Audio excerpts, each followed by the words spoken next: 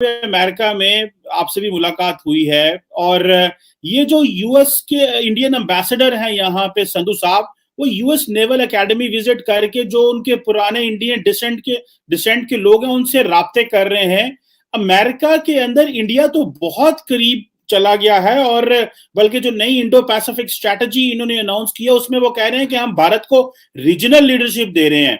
एक तरफ Indian ambassador America में इतना इंग्रेस कर रहा है और हम वहां पे इस्लामाबाद में बैठ के एंटी अमेरिका बैशिंग कर रहे हैं। आप पाकिस्तान की अमेरिकन पॉलिसी और इंडियन इन्फ्लुएंस को अमेरिका में किस तरह देखते हैं? ये चीमा साहब, इसका कंपैरिजन बिल्कुल इसी तरह है जिस तरह आप अपने कुरैशी साहब को डॉक्टर जयशंकर के साथ कंपेयर कर लें। वो मुल्तान से आगे उनकी सोच नहीं है और डॉक्टर जयशंकर जो कि मेरा मकसद एक बहुत मंजे हुए डिप्लोमेट हैं, उनके फॉरेन विजिट जरा देख लें।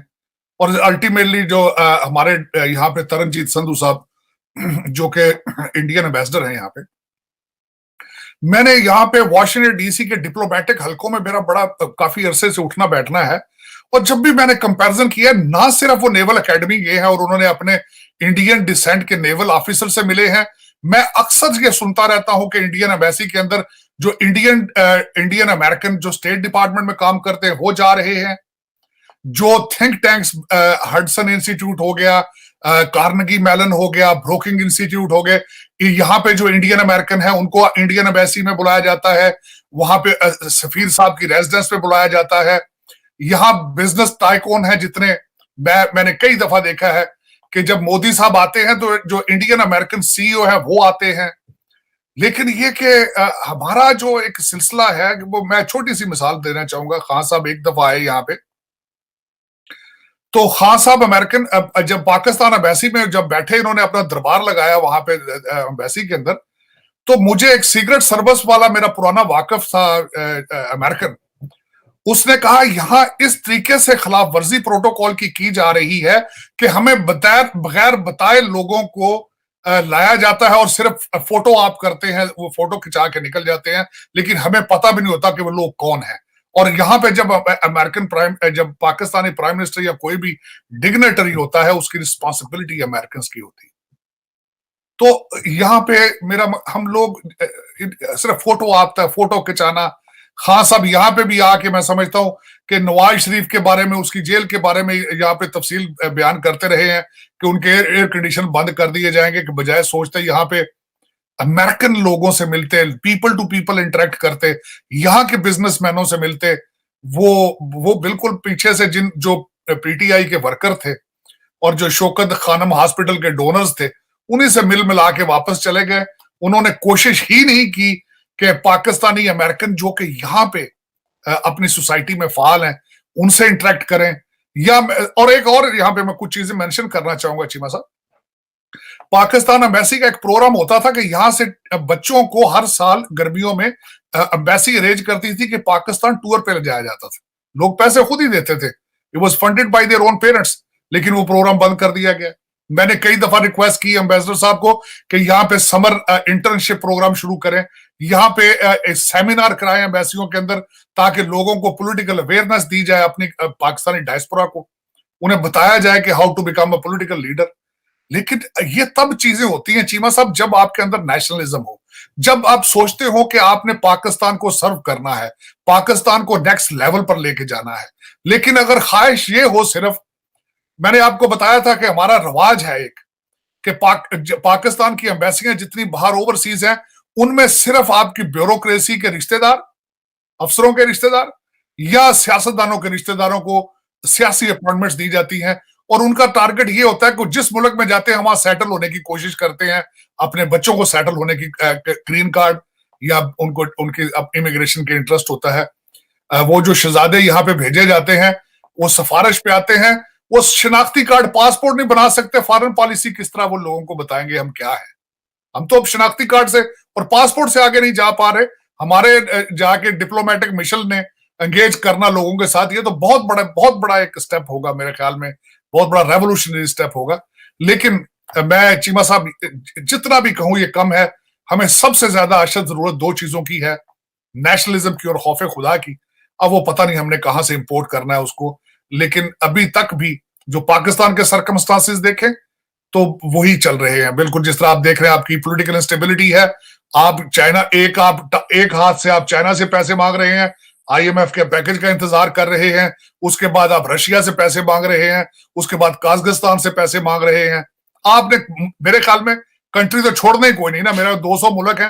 खान साहब क्या अगले भी कुछ वजीर आजम, मेरा ख्याल इनको कम से कम 25-30 साल और चाहिए बारी बारी हर मुल्क से कर्जा मांगना।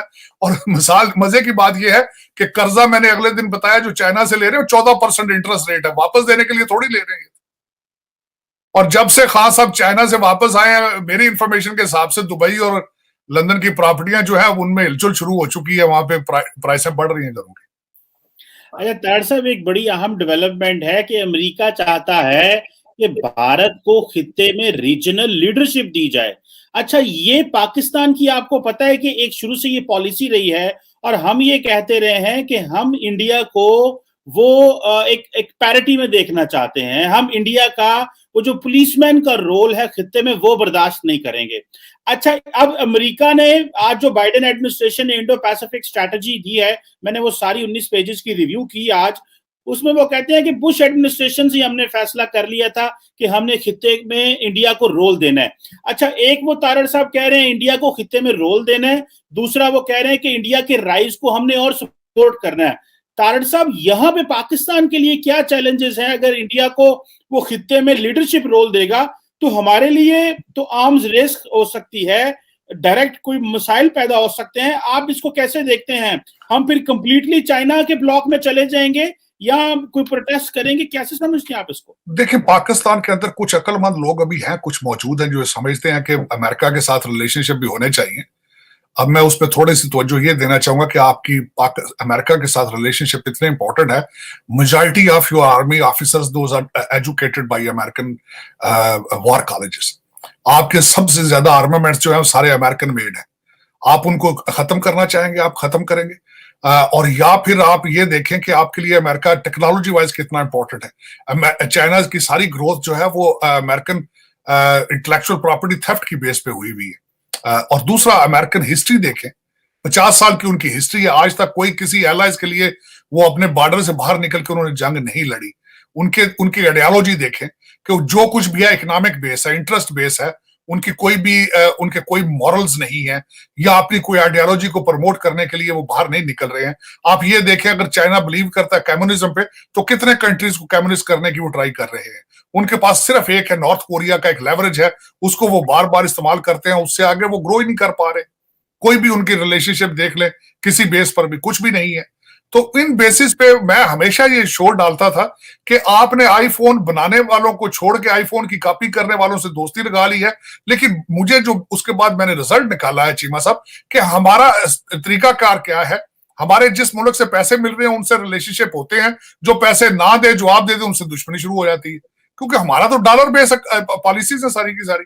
आप देख लें, अमेरिका अगर आपसे पैसे ना दे तो आप, अगर वो अंडे ना भी मांगे, आप कह देते हैं डेफिनेटिव डाट। आप उनके शैकल कहते हैं, शैकल से निकल आए हैं। आप उनकी अमेरिका बैशिंग शुरू कर देते हैं हर जगह पे खड़े होके, सिर्फ वजह यह है कि अमेरिका पैसे नहीं दे रहा। तो ये अच्छी पॉलिसी नहीं है। लेकिन ये कि उसमें खैर पाकिस्तान का कसूर भी नहीं है। आप अमेरिका के साथ रिलेशनशिप चाहते हैं, जियो इकोनॉमिक रिलेशनशिप, कहते हैं जी हम ट्रेड शुरू करें। भैया आप क्या बेचोगे यहाँ पे? या तो आपके पास कोई प्रोडक्ट हो जो बेचे आप यहाँ पे। अगर आपने नव इंडिया न्यूज़ को सब्सक्राइब नहीं किया है तो तुरंत नीचे दिए सब्सक्राइब बटन पर क्लिक करें, वीडियो को लाइक करें, कमेंट करें और मजबूत भारत की धमक को महसूस करें।